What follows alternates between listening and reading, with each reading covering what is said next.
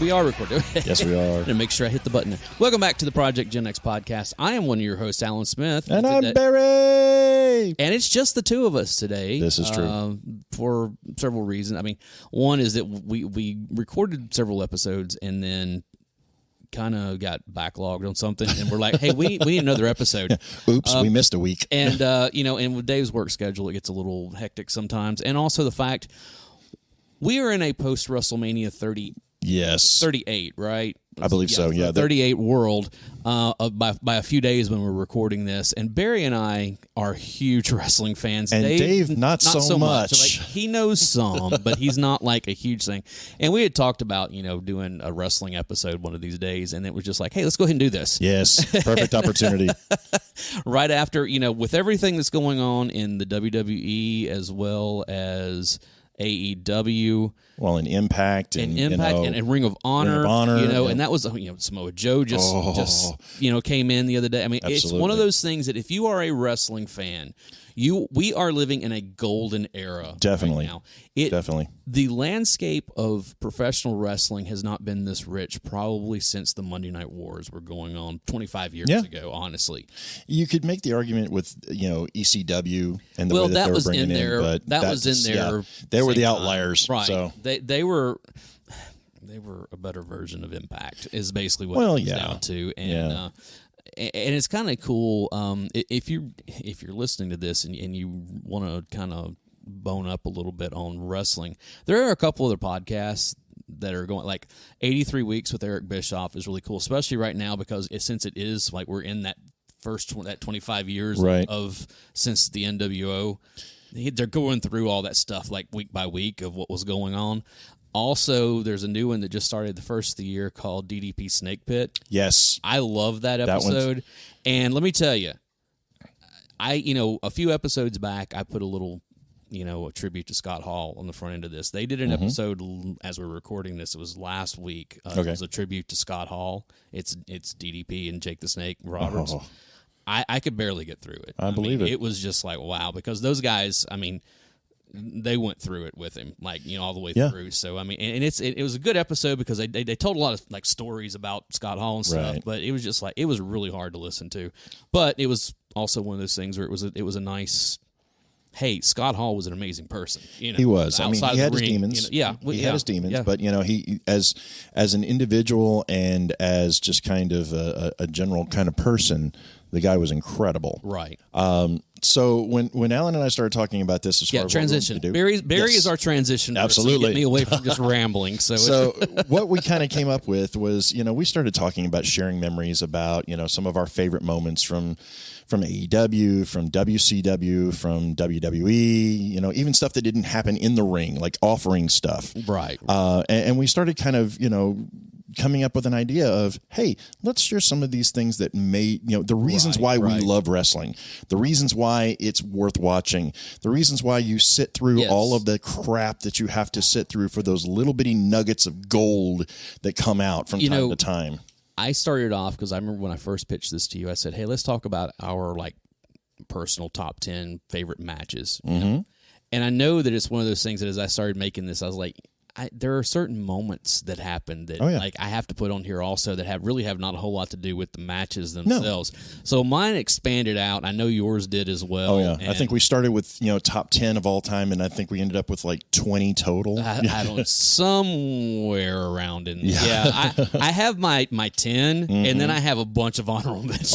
Oh yeah, I didn't even bother listing honorable mentions because we ain't got that kind of time. Yeah, I know, but and I guarantee a lot of my honorable mentions are going to be on your list. Oh, sure. Of stuff that I know we're going to have duplicates. There's no doubt. And for the record, neither he nor I have seen each other's list, so we got no idea what's on here. We're coming in this blind to each other's list. So what we're going to do is we're going to kind of go over the three biggies. Like I said, WCW, WWE/F, and the new boy on the block, AEW. Right. I'll give you a little bit of background on them because most people that are wrestling fans are going to know this stuff. But if people are kind of new to it, they may not necessarily know a lot of the history that's involved. And then we'll just kind of share some of our favorite ones. And then at the end of it, I want to get to the off-screen stuff, the out-of-ring stuff. There's so many good. I've got one that I know you're going to lose your mind on. So you want to start with the new boy on the block? AEW. Yes. So All Elite Wrestling. This was founded in 2019. by a gentleman by the name of Tony Khan. Yes. Tony Khan is or his dad, I should say. His dad owns the Jacksonville Jaguars. His name's Shad Khan. Yep. Yeah.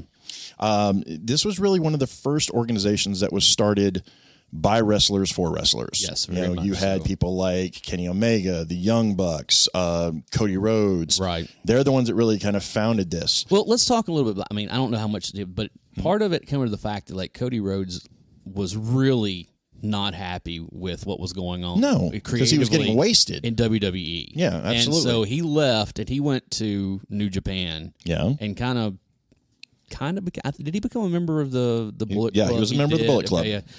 But it was one of those things where I think that's probably the germination of him being over there with the Young Bucks and Omega and Page and all those guys and be like, hey, why can't we do something? Yeah. They were also working with Ring of Honor at the time. True. So, and it really became kind of an inmates running the asylum in all the best possible ways. So good. So their television flagship shows, they've got a few of them. There's AEW Dynamite and there's also AEW Rampage. Yes. Now they do also have two other shows that are currently online only. Right. There's AEW Dark and AEW Dark Elevation. Mm-hmm.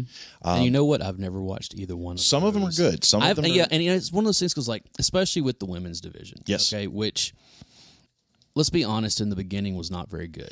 No, they really struggled to try to find their niche. Part of it was because they didn't have the talent, but then they acquired some talent. Well, they acquired the talent and they realized how to utilize them exactly. And we'll get to it because I've got at least one of them. Oh yes, I think we probably have the same one. But right now it's one of the most popular growing of the two that are still in existence and continues to grow. And it's not, some people say it's kind of the WWE dumping ground where you see a lot of older talent. But the thing is, they're older, good talent. Well, it's not always older talent. Yeah. I mean, you really and truly, you look at Adam Cole. Yeah. Or Red Dragon. Yeah. And basically it's that they were with the Undisputed Era, when they were in NXT. One of the hottest factions and WWE let all of them go. Except one. Well, that's true. That's true. The one that nobody cared about. Yeah. But the three guys that everybody was like, oh, this is, and then what do you know? Yeah. Damn, they all showed up in AEW and tearing things up. Didn't hurt the fact that they were all friends with the Young Bucks to begin with. I know. So it's But, as I said, it started in 2013 or 2019. So it's only really been going for about 3 years. Yep. And in that, it has created some of the most memorable moments in wrestling. Mm-hmm. Hands down. I'll throw my first one out here. Oh, are we getting in the matches? We're getting in the matches, baby. We're going in. All right. Ring the bell, son. The school's... I wish I had my... yeah, exactly. I wish I actually put together some catchphrases. Insert bell sound here. Yeah, no, that's too much work. So my first one, and I even got dates on this. Okay. This? Well, there you go. Yeah, I went hardcore than I did. AEW Dynamite from October 21st, 2020. Rey Fénix versus Penta El Zero Miedo. Okay. This had Eddie Kingston on commentary. Okay. And what a lot of people weren't aware of is that these two gentlemen are actually really brothers. Right. And they have been tag team partners for years, but very rarely did you see them actually go head to head. Mm-hmm. And when they did, oh my God, it was a clinic of lucha style wrestling. It was just start to finish, just absolute foot to the floor. You don't know what you're going to see next, but by God, you're going to keep on it. It wasn't the longest match, right? But it was one of those ones of you felt so exhausted after you got done watching it. You just felt like you've been watching for 4 or 5 hours when in reality, I think it was like a 12-minute match. Yeah, something like that. Yeah. But it was just so good, so back and forth, so many, potential pinfalls that just didn't come through or different combinations and it's just absolutely astounding. One of my favorite matches of all time. Nice. I may have to, again, I didn't have cable television for a little while. And, so I wound up missing a lot of Dynamite and that kind of stuff. I was always keeping up with it, throughout. And now that I have Sling DVR, and so it's like, I record. It's like, speaking of which, did you watch this week's Dynamite?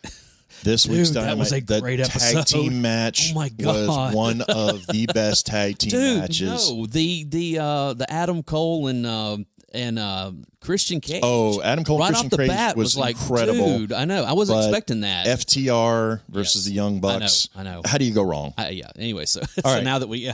So what's yours? Okay, so AEW. Yes. I have... How many do you have? You got five. See, I only have like... Well... All right.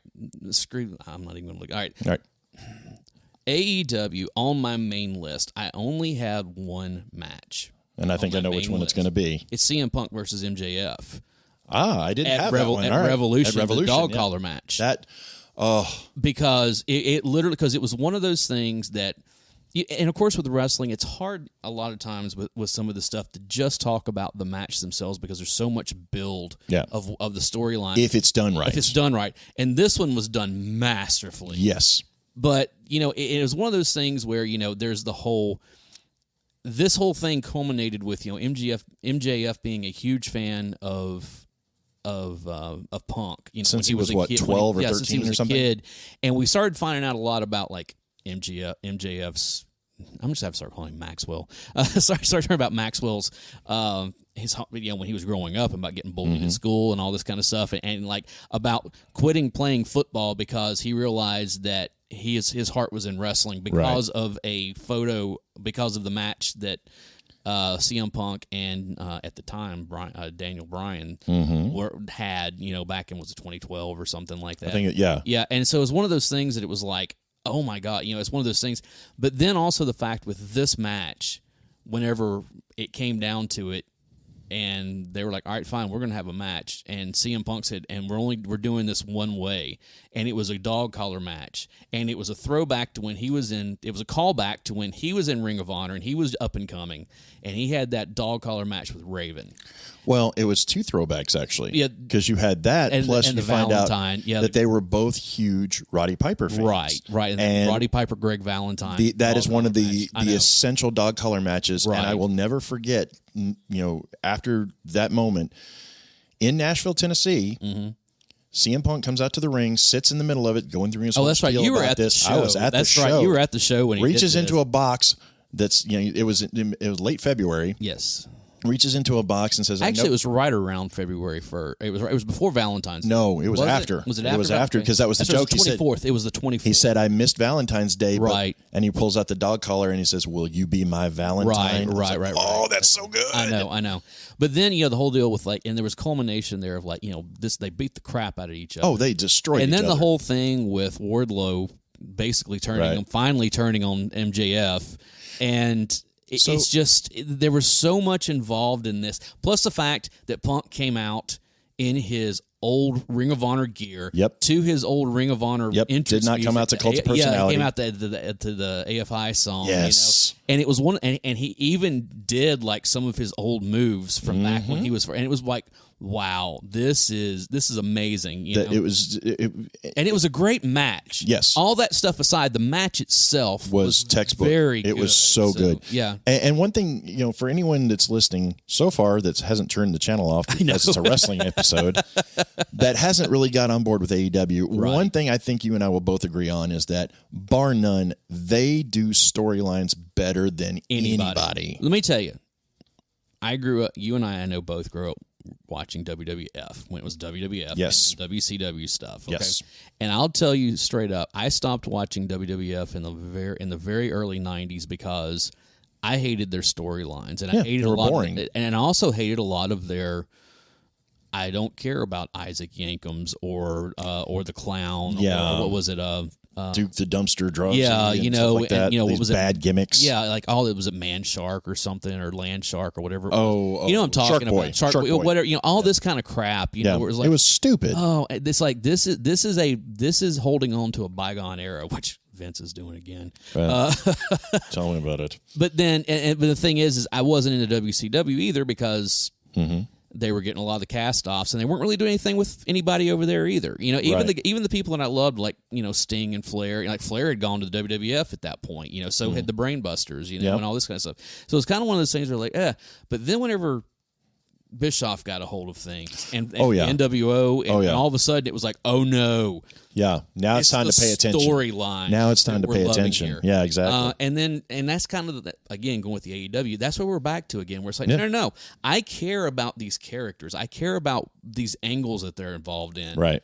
And that's what makes a good match is all the build up to it. Speaking of which, go ahead. I'm going to segue into my next one, which it's a gimmick match, but it was... And gimmick matches are fine as long as they're done right, well. You know? Mine was a gimmick match. I mean, the dog collar. I mean... AEW Dynamite from September 16th of 2020. Okay. Proud and Powerful. You know them better as Santana and Ortiz. Yes. Versus the Best Friends in the parking lot brawl. I remember this. Yeah. Let me just say, most of the time, a little bit of an ECW type it did have deal, an ECW feel to it, an indie feel to it, and most of the time when they do, these out of the ring matches, they're hot garbage. Let's be honest, they're hot garbage. Oh, but before, do you have any of the Stadium Stampede stuff? No. Okay, because I was getting ready to say. They're fun. They're fun, but they are what they are. It's hot garbage. Exactly. This one, however, you had some massively big bumps that were taken in this match.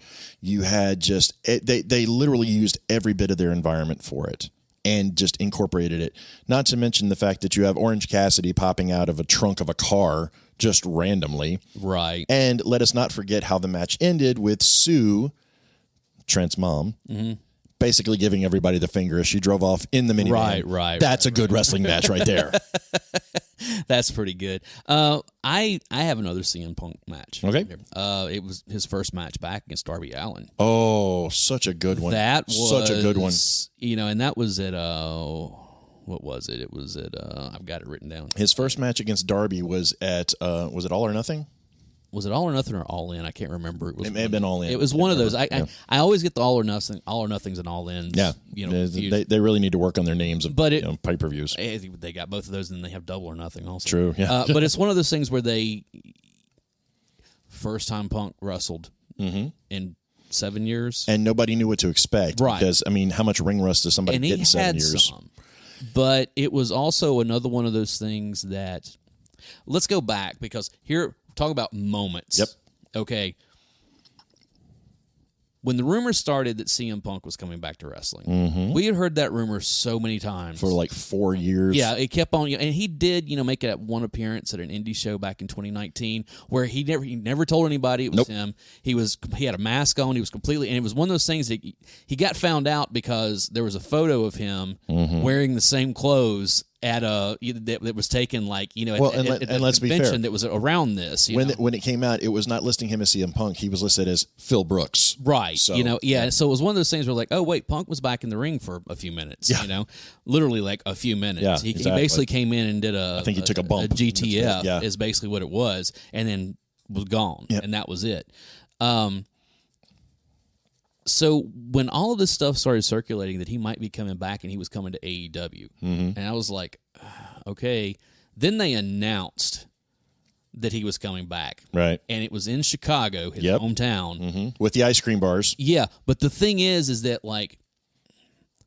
and we'll talk a little bit about this. People, especially those of us who have been following wrestling for a long time, know what it means whenever you say Road Warrior Pop. Okay? Yes. And this was probably the biggest pop I have ever seen. I'll say it's in my top 5. Of again, him being at home, back in Chicago. He hasn't, he's coming back after 7 years.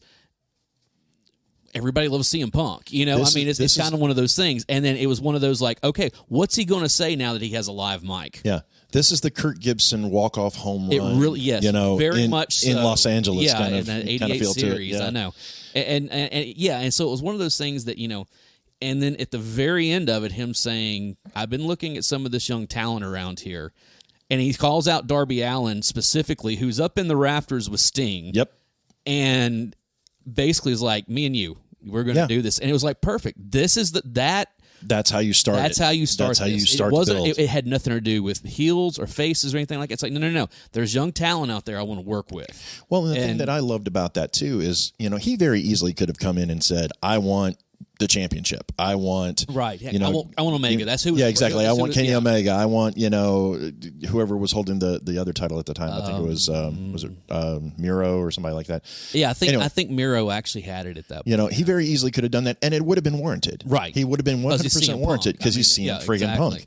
But he didn't do that. It's like Hogan. In some ways, it's like Hogan coming in and saying, "No, I want a champion." Exactly. And again, you're not going to turn it, or Brock Lesnar. Yeah, exactly. You're not going to turn it down because they're CM Punk or Brock Lesnar. Exactly. But no, he comes in and says, "No, I want to start off against him." Right. And when they started it off, it was a little sketchy. You could still see a little bit of ring rust. But he definitely got into his own. And once you saw the GTS, you were like, okay, he's back. Right. Exactly. So yeah, and then getting, like I said, and so that just seeing Punk back in the ring. Yep.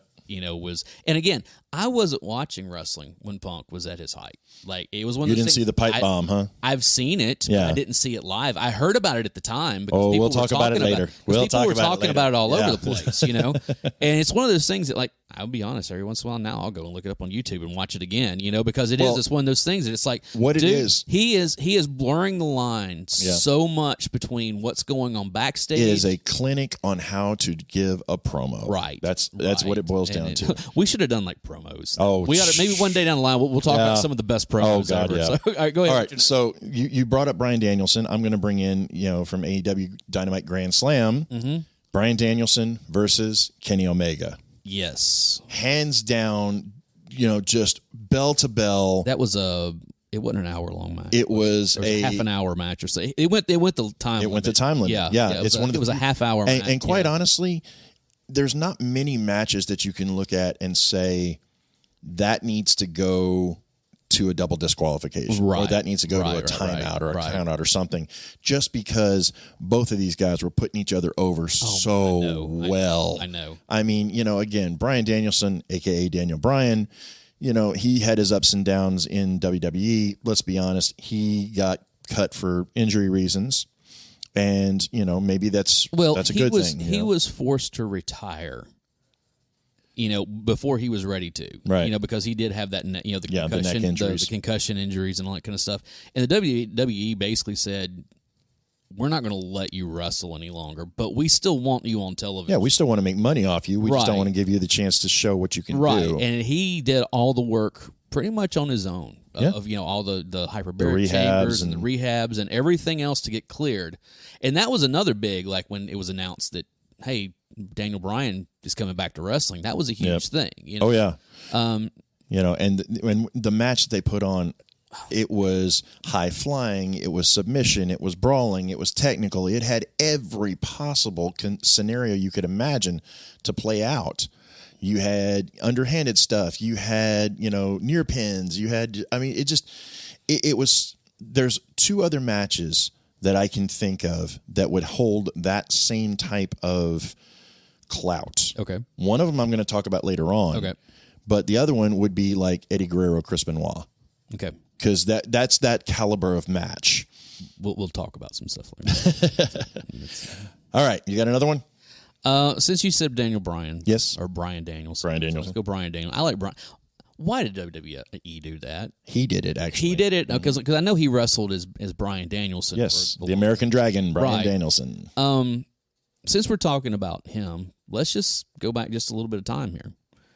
Bryan Danielson versus Jon Moxley. Oh, good match. At Revolution, at 2022. Again, talk about a stacked card. Okay, that thing was just bell to bell. It was crazy. Card. But they beat the absolute crap out of each other. Mm-hmm. And again, all the build up. Mox had come back after, going to, getting his head on straight, going and taking care of some personal stuff. He comes back, and then within, 2 weeks of him being back, he comes in, he opens the show, he goes out, he beats up, I forget who it was. He's walking back through the crowd, and who's standing there? Yep. And it's like, oh, and of course everybody's just like, oh, yes, we want to see this. You hear the term dream match thrown around a lot. I know. And oftentimes they don't live up to their hype.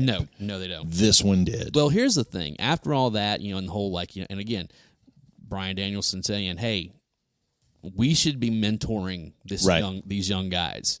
and of course Mox with his, I don't team with anybody unless I bleed with them first, and so that was the whole all right, here we go.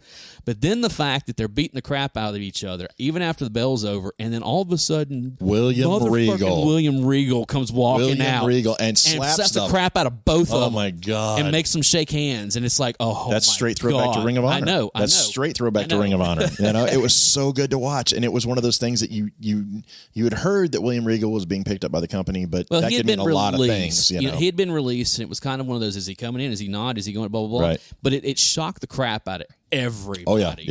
When he came, and it was so cool because no music, nope, no nothing. Just walked straight out. All of a sudden, the announcer's like, whoa, who is that? What's going on? Whoa. And he comes out with this look on his face like, I'm getting ready to open a can of whoop ass on these Absolutely. guys who I mentored, both of them. And it's like, and it's just and then the whole, when we get what is they calling it? The Blackpool Fight Club or something. It's not Fight Club. It's Combat Club. Yeah. And the whole thing, and it's like, okay, and now it looks like Wheeler Yuta is coming into that. Do you think Joe comes into it? Possible. I think the dude, talk about a faction. Oh, I know. I know. It would be unreal. They start picking people up, along the way. Not to mention the fact that these are, you're talking about arguably two of the best wrestlers in the game today. And Mox is such a weird one because he is a good wrestler. Right, he's a technical wrestler, but he can also brawl. He loves him a death match. He can brawl. It is. I know, and it's one of those things. He can go back and forth, and it's just like, dude. Right. So anyway, all right, I got another one for you here. This goes back a little bit, probably before you were watching it, but if you haven't seen this, go back and watch it because it's totally worth it. May 25th, 2019. I was going to say, yeah. 19, it's way back, yeah. This was at Double or Nothing. I think it's one of the first Double or Nothings. Okay. Cody versus Dusty. Oh, yes, I have seen this. The great match, but the promo that Cody dropped at the end of that. Oh, yes. Was he said he doesn't need a partner. I need my brother. Right. It just... And they're sitting there both just bloodied. Oh, dude, they just beat the hell out of each other. Completely dripping. I mean, and it's an old school match. Right, if you go back and watch it, you could easily see this as like, let's put it this way, Arn Anderson, Ric Flair kind of match. Dusty would have been proud. Oh God, yes. Oh God, yes. They brought the house down, no doubt about it. I mean, I would put that up as a match if you're wanting to give a good representation of what wrestling is supposed to be. Right. I mean, granted, I picked two matches that have two brothers that are killing each other, but still, it's that good. Right. No, I agree.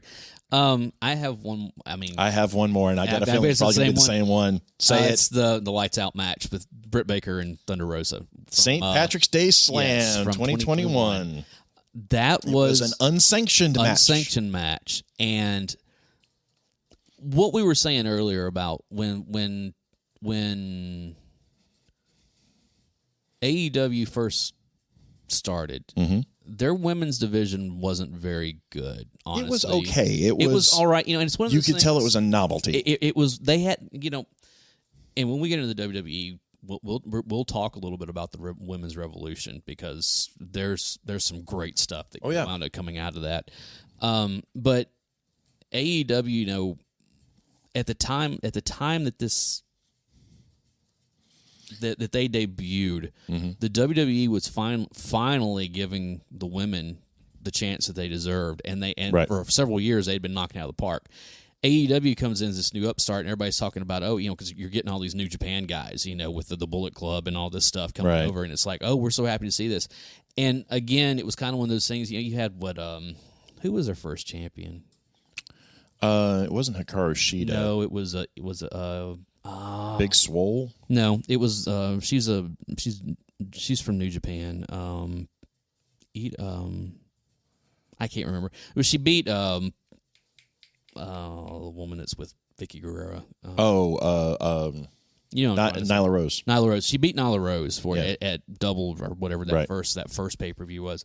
And then, of course, like Brandy came out with Awesome Kong and all this stuff. And it's like there wasn't a whole lot going on. Yeah. Britt Baker came in there, and, she had a run, the Dr. Britt Baker, this kind of stuff. Because she, in real life, is a dentist, And it was one of those things where she was a face.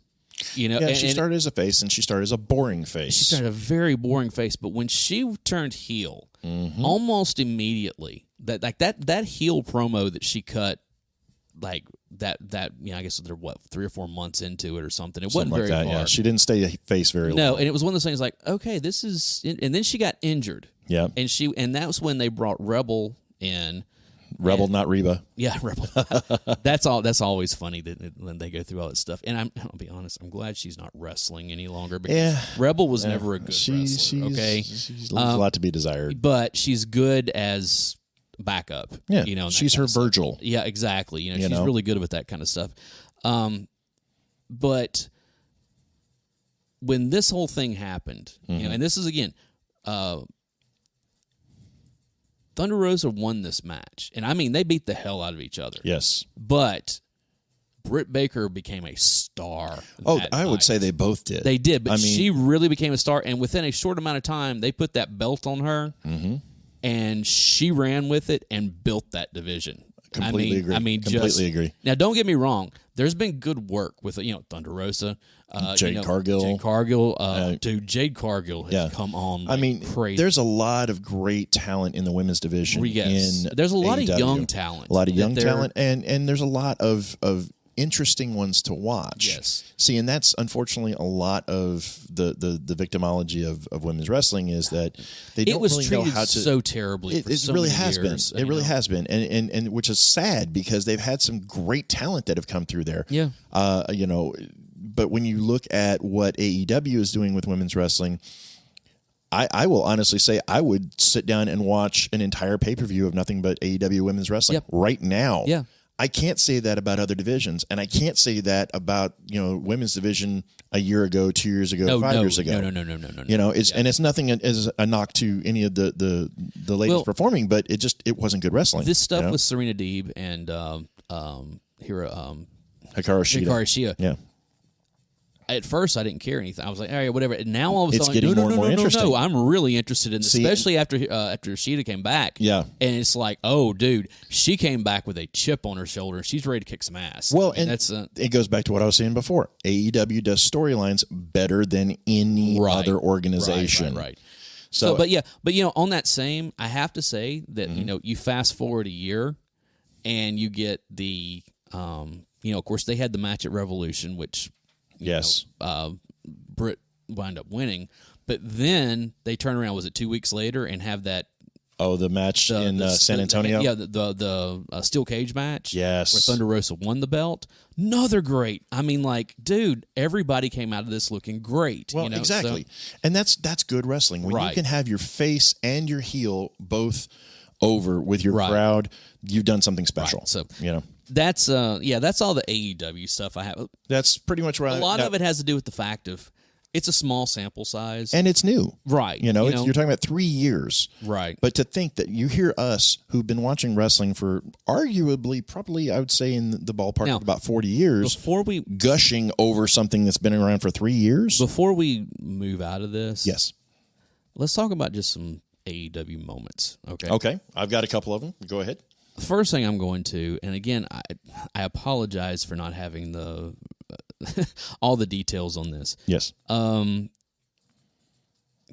was one of the pay-per-views, Kenny Omega, and I can't remember who he fought, but at the end of it, when Adam Cole came out. Oh, that was the same one that who did Omega fight though in that one?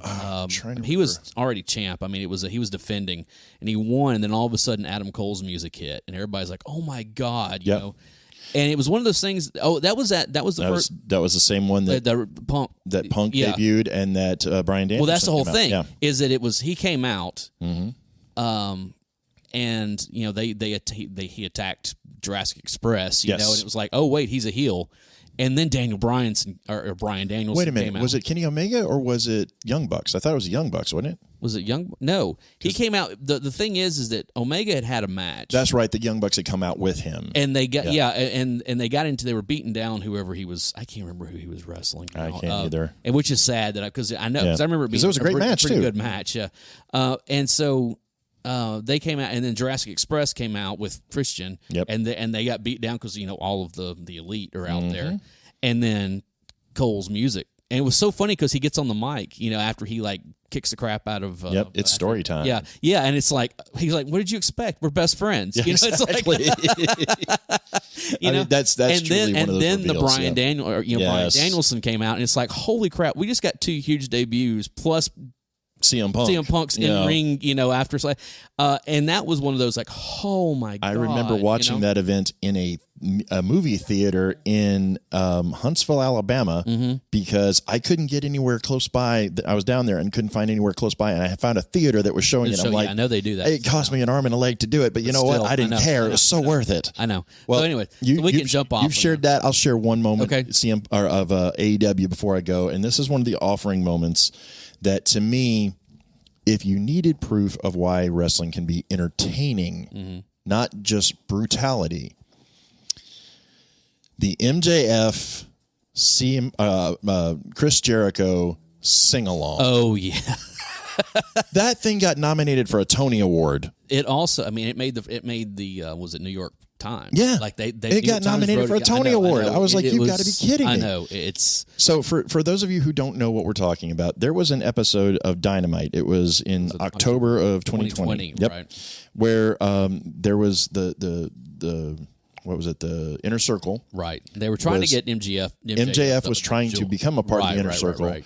He and Chris Jericho were having this kind of face-off type thing backstage and talking about it. And then weren't they having a debate or something? No. That was the that was Orange Cassidy one. That's right. But they were having this conversation. It was getting kind of heated. And then all of a sudden, for some reason, they start breaking out into the song Side by Side. Right. And didn't miss a beat. Now, Jericho's a singer. Jericho fronts the band Fozzy. Right. So he has a voice.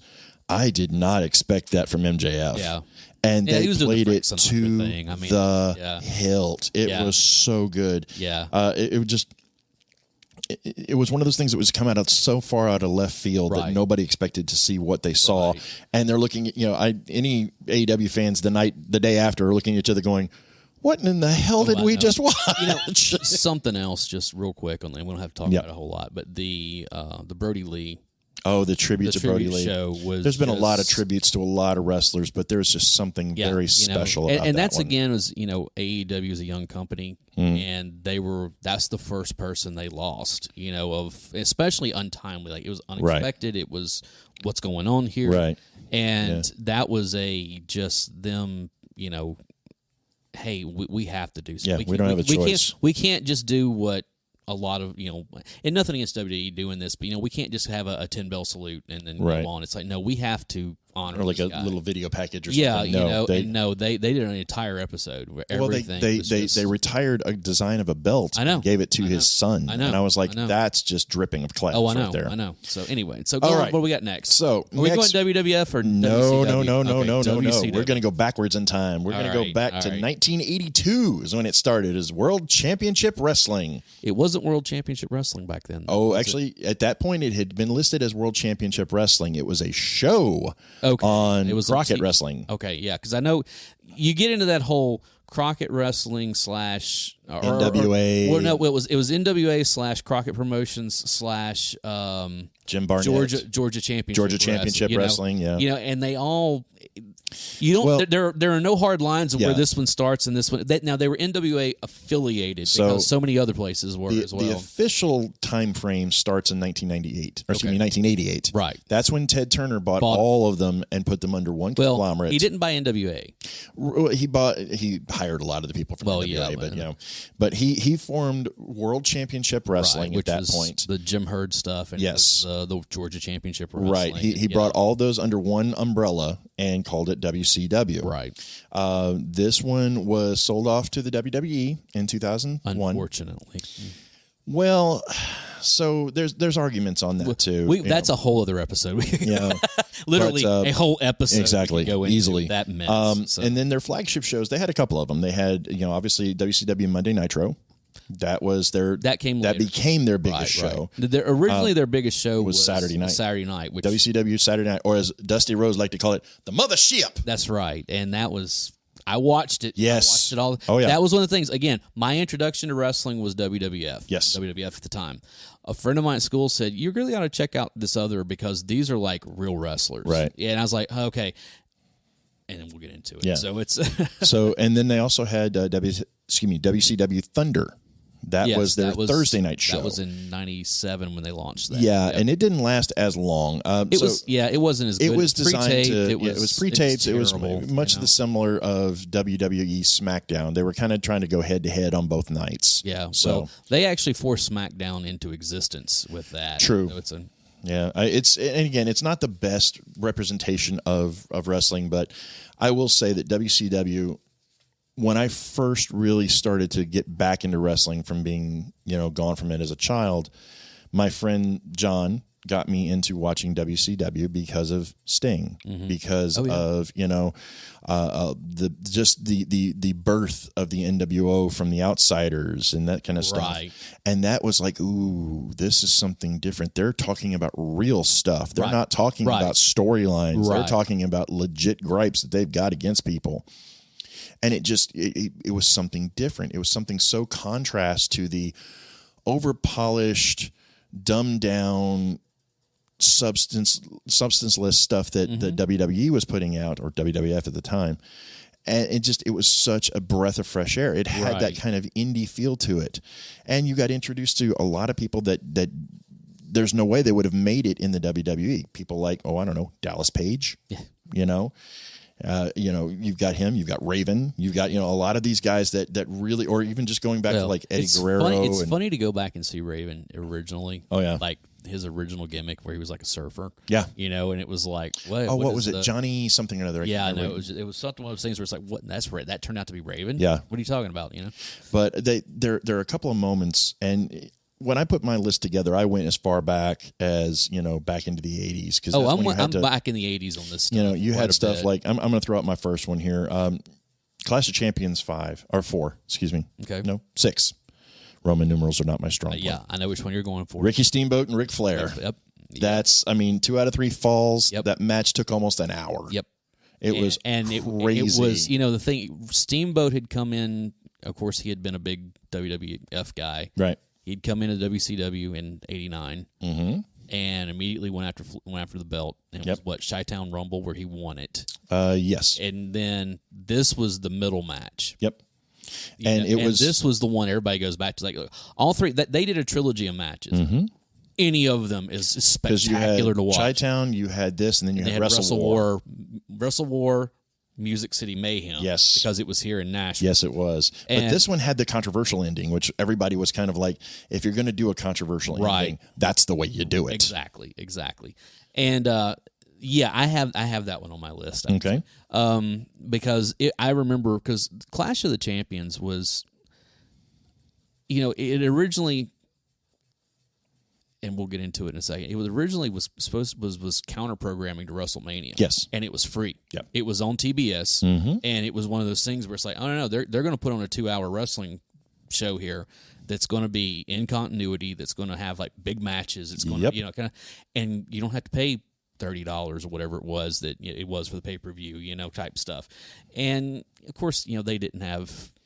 They didn't have the pomp and circumstance. They didn't have a lot of that WWF did at the time. No, but it's still some of the matches on those. You go back and they are just. I have another Clash of the Champions match. Fire it out there, man. Go ahead. And this is because we're going to get it because I want to talk a little bit about that before. But from the very first Clash of Champions in '88. Sting versus Ric Flair. Oh yeah, this is where Sting became Sting. Yes, because it was an hour. It was an hour-long match. It was no longer Surfer Sting. No, he was his own entity at that point. He came out. He was one of those things. People loved him and everything, but he came out and him and Flair wrestled for an hour. Yeah. to a draw. Yep, it was a time limit draw, and it was one of those things where it was like, what did we just witness here? Yeah. Like this. Who is this guy? Because you couldn't quite wrap your head around it because you didn't know who this guy was, where he was coming from, what the whole story was. I mean, he was a surfer dude that just went toe to toe with quite possibly one of the what do they call it, the dirtiest player in the game, right? Exactly. I mean, who does that? I know. Sting did. Yeah, exactly. And now at 63 years old, he's taking bumps off of. He's not taking bumps. He's taking dives. He's jumping off of balconies. It's just like, what in the world? But yeah, that's again, the going back to the Steamboat. That was. You get into that, and of course, you get into that last match where Flair won the belt back was the Music City Mayhem. Yep. And that was, at the end of it, was when Terry Funk attacked him and basically turned Ric Flair face at that point.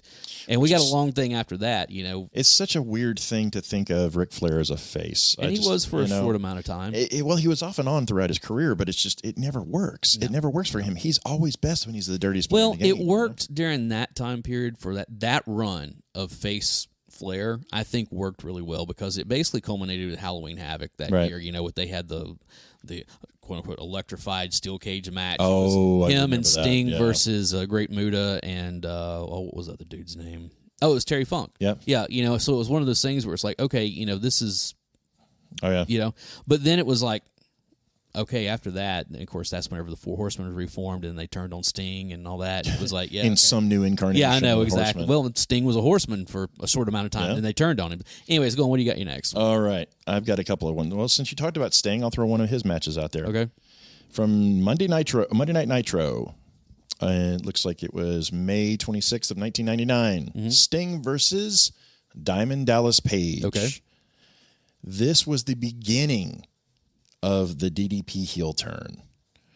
This guy came out for so many years. Heel. Yes, for so many years, just being the underdog, the dark horse, the guy that everybody rooted for. Page was a heel until he didn't accept the NWO's invitation to join. That's when he went face. Yep. And that's when he got over. That was that match, actually. That's what he got over. It was just so, I mean, to watch these two guys that, you know, neither one of them were young. Neither one of them were new to the game. So just watching two veterans just go toe-to-toe on it was so good. And just watching Paige going through this whole transformation of just being, you know, the goody-goody and going full on heel in this match. I'm like, what am I watching here? This is just, but it's one of those ones that just stuck out in my brain that I'll never forget watching that, you know, talking with my friends, and we're just deadlocked on it.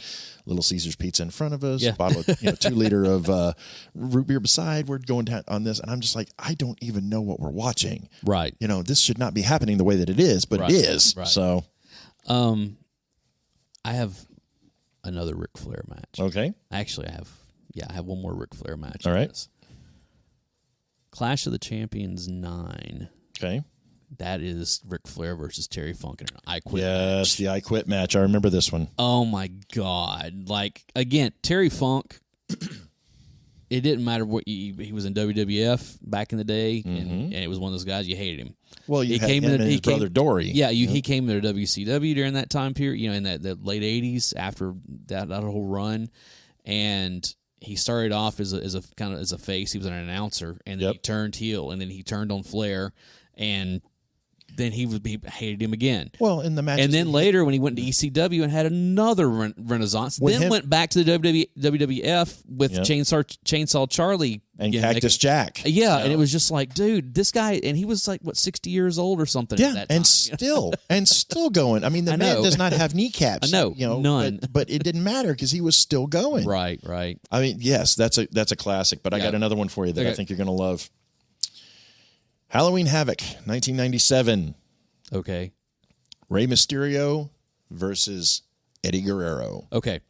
I want to put, before you go into this. Yes. I put a little thing in my honorable mentions. Okay. And this is what it says. Hit that real quick. This is what it says. Well, where is it? I don't know. You put it together. Yeah, I know. And what happened to it? Oh, well. Anyways, I guess I didn't write it down here, but I meant to. This is basically what I had. What the idea was any combination of Rey Mysterio Jr., Dean Malenko, Chris Benoit, Eddie Guerrero, Chavo Guerrero, Chris Jericho, Juventud, any combination of those guys in any, whether it was WWF, WCW, ECW, whatever, it's like, no, just go watch them. Yeah, it doesn't, just go watch any of those matches in any combination. Whoever's wrestling, whoever there, just watch those that are in the know that talk about this consider this one of, if not the greatest match of all time, because it was both of these men at the absolute pinnacle of their game. Now, here's my question to you. Mm-hmm. How long did that match last? He said Halloween Havoc 97. Mm-hmm. I don't know. It's probably, about 9 minutes or something like 13. that? 13. I knew it was 13 minutes. It is it's funny fastest 13 minutes in all of professional wrestling. When you watch, especially Rey Mysterio. Yep.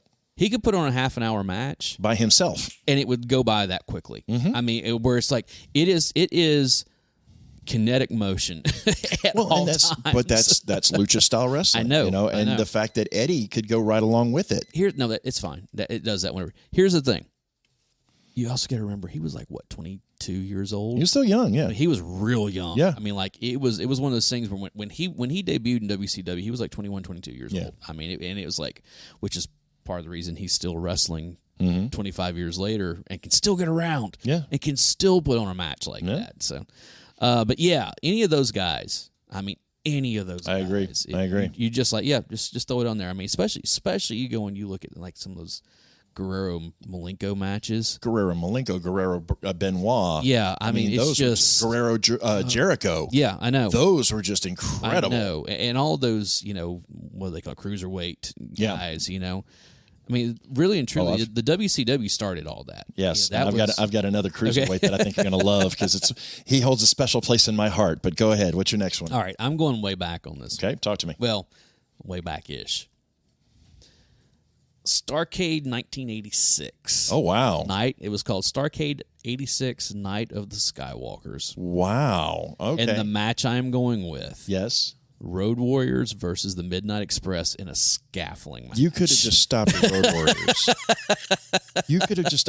So there is a great show that's called Beyond the Beyond the Ring. Beyond the Ring. And they did an episode on the Road Warriors. Mm-hmm. And they talked about how those two guys, when you got into the ring with them, expect that they were going to beat the ever-loving snot out of you. Absolutely. They were both former bouncers. They did not mess around. No. They took the business very seriously. They protected the business, and they were the type that was like, "Oh, you think wrestling's fake?" Yeah, and then they would proceed to kick the crap out of you. Absolutely. I mean, but would do it in an entertaining way. Right. The best example I could give you of something like that would be what Goldberg tried to do in WCW, where he just walked to the ring, kill somebody, and then leave. That's exactly that was what the Road Warriors. They didn't mess around. Yeah, they came down and they had the shoulder pads with the spikes and Precious Paul. But the thing is, they came down, they took that off, and they immediately got into a match. There was no pomp and circumstance. Nope. There was nothing like that. Where it was like, dude, we're getting ready to see an ass whooping here. I mean, that's as we say in the South. Was there more of a dominating finisher than the Doomsday Device? No. I mean, really? Now, one of the things I love that I really about the Road Warriors that I did not enjoy when they went to the WWF. Oh, Road Warriors 2000? When they just went initially. Yeah. And they became the Legion of Doom because, of course, the Road Warriors obviously was from the movie The Road Warriors, so they didn't have. They also didn't have the rights to use Iron Man. True.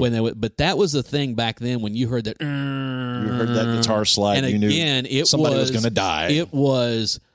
Holy shit, the Road Warriors are coming out, and things are getting ready. It's getting ready to get real around here. I still remember when they started. WWE tried, or WWF, I should say, tried to create their own version of the Road Warriors. Yeah, the 2000. They called them Demolition. Oh, Demolition. And it didn't work. Well, you remember there was also the... Again, they started in WCW. It was the Warlord and the Barbarian, but they were called something else. I forget what they called them. I can't remember. I know what you're talking about. And it was kind of one of those things that they have opened. Those guys have openly said the reason that they jumped from WCW to WWF was because they don't want to get the crap beat out of them anymore. The Road Warriors, they wanted to do a series of scaffold matches, which they did one. Yeah, and they were like, no. Somebody's going to die in one of these things. And so they jumped ship. And then it wasn't long after that the Warriors came over. Yeah, no kidding. But yeah, Demolition was a big knockoff on all that. It was never the same. You could have just stopped at Road Warriors, let alone Midnight Express. I mean, even either one of those two guys just puts on a clinic. Absolutely. You know? Okay. All right, so I'm going to go with one that has a special place in my heart. Okay. WCW Nitro from July 7th, 1997, day after my birthday. Okay. 97. Macho Man Randy Savage versus La Parka. Okay. The chairman. Yeah. So, For those of you who don't know who La Parka was a lucha. Yes. And he would come out in a black and white outfit covered head to toe with this weird little hood and mask type thing on. And basically, he would carry a chair with him that he would, that's why they referred to him as the chairman. It was kind of a goof more than anything else, but he would put on some decent matches. Right. Well, this was about the time that you started, there was a storyline going in the background where Diamond Dallas Page and Macho Man were having an issue. Feud of the year. Major, it was feud of the year. And during the match, La Parka is just getting his butt kicked 30 ways from Sunday in this match.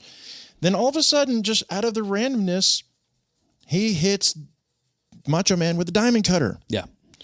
Stands up, takes the hood off, and it was DDP. DDP, right. And the fact that he was able to sell that character, sell that gimmick the entire match up until the very, very end of it, and you didn't know it wasn't La Parka. Right. It was so priceless. Yeah, that was, I remember that. It was just one of those moments that you're just like, oh, this is such good performance. I love it. And, and that's, speaking because it was a WCW thing, that worked out so much better than the Black Scorpion.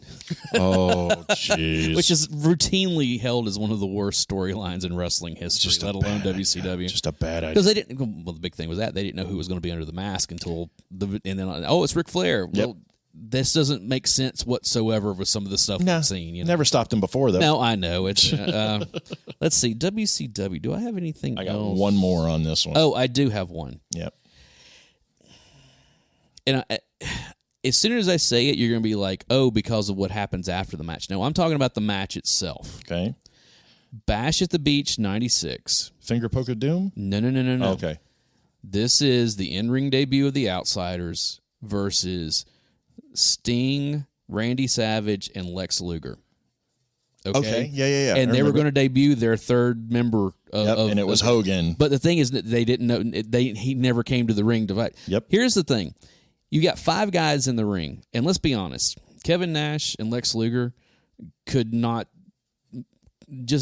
have, they were they couldn't work. I'm sorry. No. They did. They both looked phenomenal. They had, a gimmick of these big powerhouses, but the thing is, you had Kevin Nash, or you had Scott Hall, you had Sting, and you had Randy Savage, who were all 3 phenomenal workers. And if you go back and watch this match, just the match itself, granted there's all this stuff around it, of who's the third member, but what gets lost in that is the match that's going on in the ring. No, absolutely. I mean, and it's like, dude, that was a great match, and then Hogan came out, and then the place erupted, and again.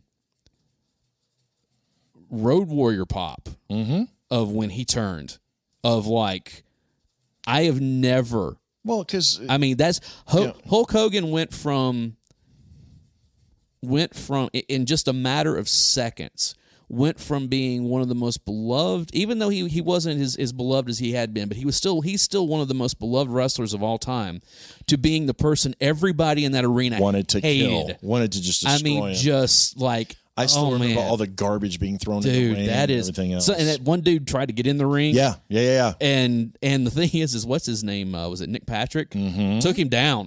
Took him down. Well, Nick Patrick's not a small man, All right. That was a classic. And again, the moment around it. Oh, yeah. That's where we get the New World Order and the, and all that stuff. And so, yeah, go ahead. All right. So I'm going to tell you the date and the location and see if you can tell me why it's special. Okay. This is my last one. Monday Nitro, October 4th, 1999. 99. Kemper Arena in Kansas City. 99. I was not, I'll be honest, I wasn't watching it as closely in 99. You know what happened in the Kemper Arena, though. When I tell you who the participants were? Kemper Arena. Was Chris Benoit. Okay. And Bret Hart. This was the first match Bret had after Owen had passed away. Oh yeah, in that the that's Kemper right. That's right. Arena. I thought the Kemper Arena was where Owen had died. And it's actually one of the longest matches in Nitro history. Right. It was 32 minutes. Wow. Which, if you figure Nitro was only a 2-hour show, you're giving up nearly a fourth of your time for one match, but it was one of the best technical wrestling matches of all time. Yeah. Well, yeah. Look at who was in there. I mean that was. Again, look at who was in there. Yeah. I mean, that is a no ifs, ands, buts about it, Exactly. Again, you got, the best there is, the best there was, the best you have one one of the most technical wrestlers that has ever walked the planet. Excellence of execution. Against somebody who trained him. You got to remember, he went to Stu Hart's dungeon, Right. Benoit, love him or hate him, however you feel about the situation, I want to say this. When all of that happened, and I had not been watching wrestling for a while. When I first heard about it, I was like, oh my God. And of course, he needs to be vilified, for a certain amount of because of what he did. Right. I mean, but his ending does not define everything that happened prior to that. Doesn't completely wipe everything out. And the thing, there are some wrestling fans who are like, no, fuck that guy. We're never going to talk about anything good he did. It's like, dude, think about all the hours of entertainment that you got from that, And again, I go back to anyone that is very cemented on their point of view of Chris Benoit. Mm-hmm. Go back and watch Beyond the Ring about Chris Benoit, specifically the last 20 minutes of the last episode. Just go back. If you want to see where it all really started, well, you can't go back and watch that Eddie Guerrero tribute show where, I mean, he was losing it. He could not hold it together, and I don't believe he was his best friend. Yeah. I mean, it was for years they were best friends. I mean, and that is one of those. If you ever want to see an example of someone who is in immense emotional pain, all you have to do is watch him try to talk about Eddie. Yeah, he can't do it. He can't do it, and let me be clear to everyone listening. Neither Alan nor I are willing to give Chris Benoit a pass on absolutely anything. not. Absolutely not. That being said, go back and watch the part where, and I can't remember what his real name is, but he used to go by the name Chris Masters. Oh, yeah. Where he is now a representative that's talking about the brain injuries. Right, the CTE stuff. And how that's affected them. Oh, yeah. And what types of results that can get. Absolutely. It was very, very interesting, and I did a lot of digging after that just to try to better understand it. Right. And it was really intriguing to see what kind of mentality Benoit would have had during that time frame. Mm-hmm. But all that aside, watching two friends that trained one another pay tribute in a method to a fallen brother. Right. One by blood, one by choice. Right, yeah. And put on one hell of a match in the process. Yep. There's nothing better. Nope. I agree. That's When you said Kemper Arena, I was like, yeah, that's something special about that. Yeah, that's where before we get at a couple of I have some honorable mentions / moments. Okay. Here's another one. Again, go anything involved here.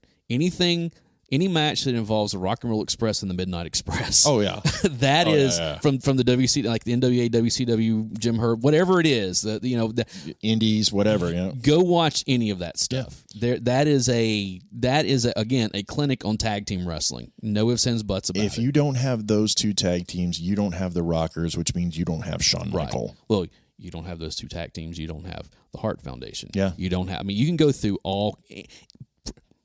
Road Warriors aside, pretty much anybody that came along, type of tag team, they were just brutal. They were just two guys you didn't want to piss off, right? These two teams worked as a team, and did it.